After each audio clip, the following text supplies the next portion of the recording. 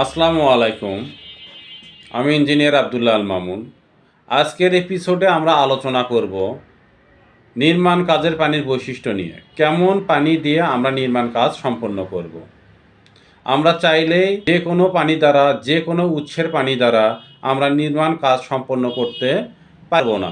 এটা করলে আমাদের স্থাপনার স্থায়ী এবং অস্থায়ী উভয় ধরনের ক্ষতি সাধন হওয়ার সম্ভাবনা রয়েছে। তো এখন আমরা আলোচনা করি নির্মাণ কাজে আমরা কেমন ধরনের পানি ব্যবহার করব। নির্মাণ কাজের পানি অবশ্যই তৈলাক্ত পদার্থ মুক্ত হবে। নির্মাণ কাজে ব্যবহৃত পানি অবশ্যই অম্ল, ক্ষার, জৈব, অজৈব এবং অপদ্রব্য পদার্থ মুক্ত হবে।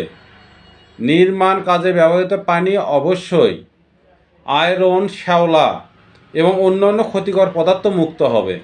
সহজ ভাষায় বলতে গেলে পানযোগ্য পানি ব্যবহার করতে হবে। যে পানি মানুষ পান করতে পারে এবং যে পানি পান করলে মানুষের শরীরের কোনো ক্ষতি হবে না, সেই ধরনের পানি দ্বারা নির্মাণ কাজ সম্পন্ন করতে হবে।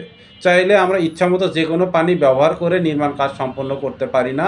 আর যদি করি তাহলে আমরা নিজেরাই আমাদের কাঠামোর ক্ষতির কারণ হয়ে দাঁড়াবো। তো আজকের আলোচনা এটুকুই। আসসালামু আলাইকুম।